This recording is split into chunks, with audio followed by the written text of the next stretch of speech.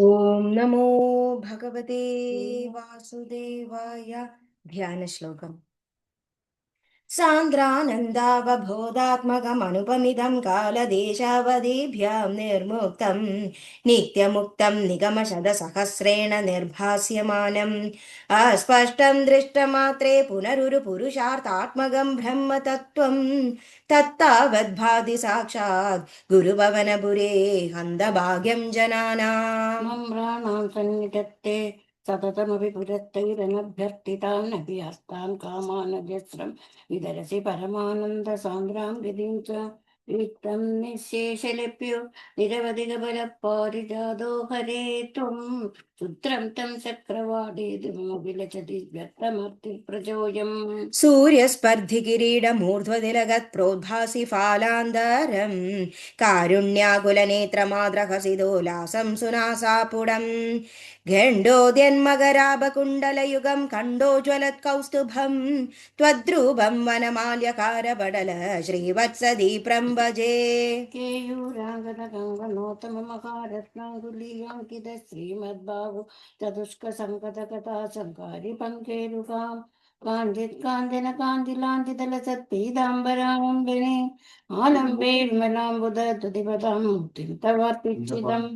പടന്തോ നാമാനി പ്രമദഭരസിന്ധൗ നിപതിതാഃ സ്മരന്തോ രൂപം തേ വരദ കഥയന്തോ ഗുണകഥാഃ ചരന്തോ യേ ഭക്താ ത്വയി ഖലു രമന്തെ പരമമൂൻ അഹം ധന്യാൻ മന്യേ സമധിഗത സർവാഭിലഷിതാൻ.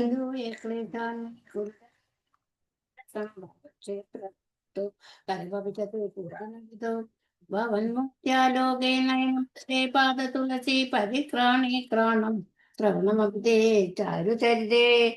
സർവത്ര ഗോവിന്ദ നാമ സങ്കീർത്തനം ഗോവിന്ദ ഗോവിന്ദ. ദശകം 11. ഹിരണ്യകശിപുവിന്റെയും ഹിരണ്യാക്ഷന്റെയും ജനനം.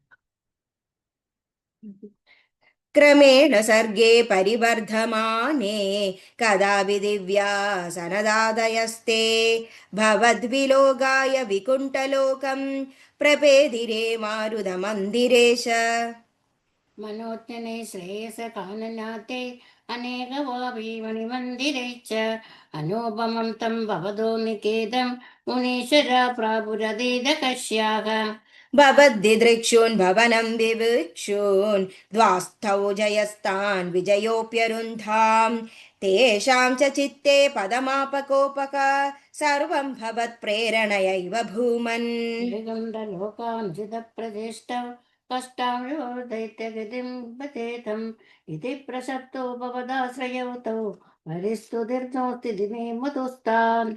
തദേതാജ്ഞായ ഭവാനവാപ്തഃ സഖൈവ ലക്ഷ്മ്യാ ബഹിരംബുജാക്ഷ ഖഗേശ്വരാം സാർപ്പിത ചാരുബാഹുഃ ആനന്ദയം സ്ഥാനഭിരാമമൂർത്യാ.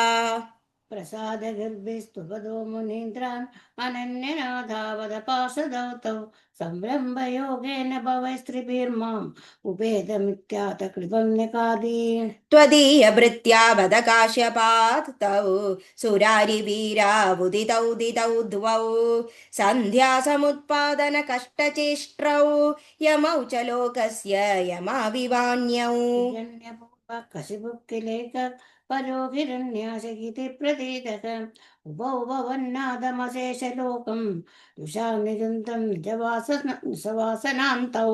तयोर्हिरण्याक्ष महासुरेन्द्रो रणाय धावन्ननवाप्तवैरी भवत्प्रियां क्ष्मां सलिले निमज्य चचार गर्वाद्विनन्दन् गदावान्. ततो जलेशा सदृशं भवन्तं निशम्य बभ्राम विवेचयत्वं भक्तेकदृश्यस्य कृपानिधे त्वं निरुन्धिरोगान् निर्मूलयेशा.